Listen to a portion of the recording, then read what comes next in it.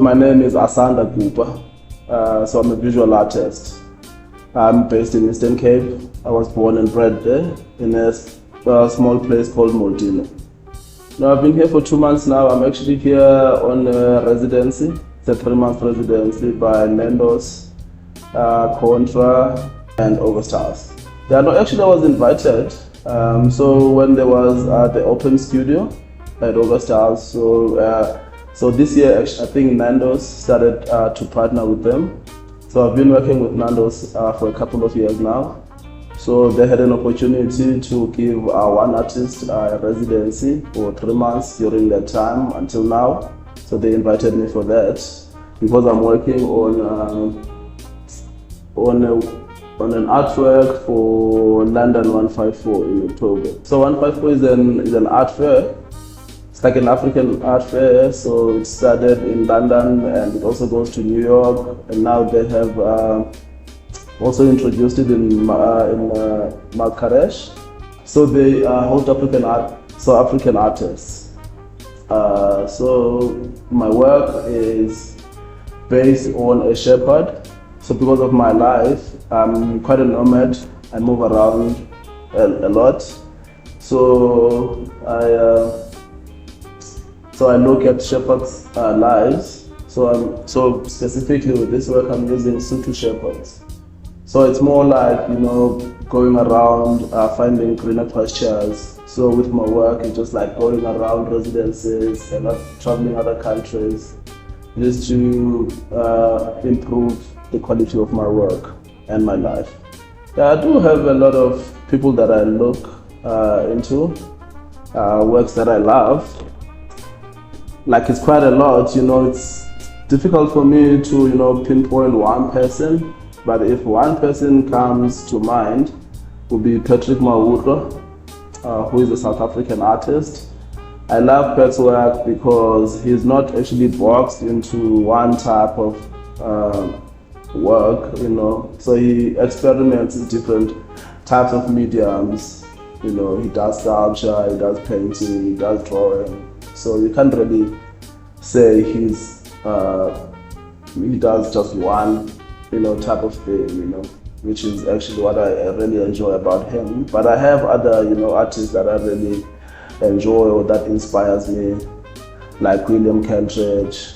I love William's way of working, and his consistency,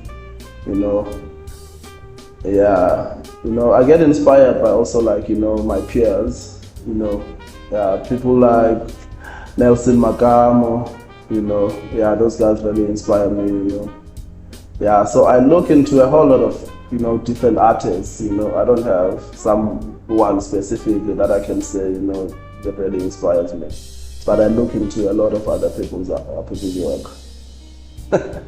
Okay, that's quite a tricky one, but I'll tell you, so I finished school in 2008. So I started working for a museum in Montino.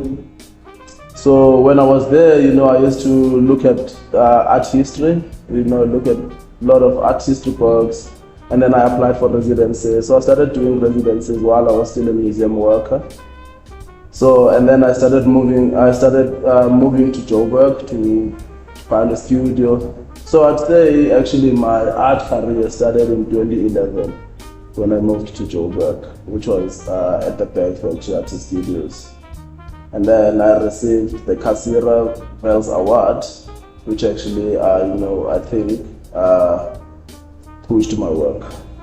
It's been interesting, it's been really interesting. I really enjoyed, I'm still enjoying being an artist. I love being an artist, So I'm still a student, I still learn a lot, I don't regard myself as somebody that knows, so I'm open to learning. So I've learned a lot with this journey. It's not easy, but it's really interesting. I love it, I really enjoy it. So I enjoy the freedom, that I think artists have. I really enjoy their lives. I don't look at them as I think most of society is controlled by what society is supposed to be like, in a way. I don't know if that makes sense.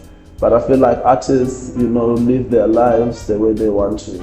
They have a lot of freedom, and I enjoy their creativity, and I enjoy being here because, I learn a lot from others. I engage with other artists, and I have time to take a break from my own work and look at other people's works, so it's really interesting like that. I did do a collaboration a while ago with Benon Lutai. So it was more like a learning process for me, because at that time, Benon was at a peak of his career. He was doing really well, at that time, when he was still alive, and so rest in peace. So that was more like a learning process for me, more than a collaboration. It was more like a teacher-student situation, something like that. Because I just I've just taken interest in tapestry. So I see Sam does a lot of collage, and when I look at tapestry, it's more like collage work, and I've seen some of Sam's tapestries, and it's just somebody that I look up to a lot. My advice would be not to do art. No, I'm kidding. So you must just be ready, for a journey of frustration and learning and unlearning and relearning. It's the process of, overjoy, and tomorrow it's not the same, So I feel like, if you want to be an artist, you must just also trust your instinct, trust who you are, listen to that voice, and just don't look around a lot, don't compare yourself with others, just love what you do and trust in the process.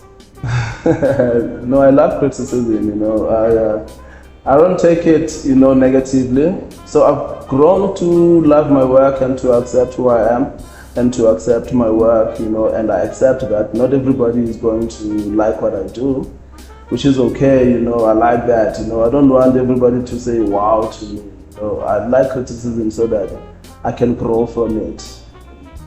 So my work is inspired a lot by a group of people, groups of people, so crowds. So I'm really interested in crowds and the reasons behind crowds and why people gather. So I grew up in apartheid times. So growing up as a kid in Eastern Cape, I felt safe within a lot of people, amongst the crowd, because it was always a matter of we need to fight for something, or we need to be safe about something, you know what I mean? And also growing up as a close-up boy, we do a lot of rituals where we gather, together a lot of times. And I believe in the concept of Ubuntu. So I believe people coming together and working together is the way. So I really love that. Thank you to Nando's, and thank you to August House and Contra for this opportunity. It's really a good thing for my career, and I really enjoy it, and I'm really grateful for it. Thanks.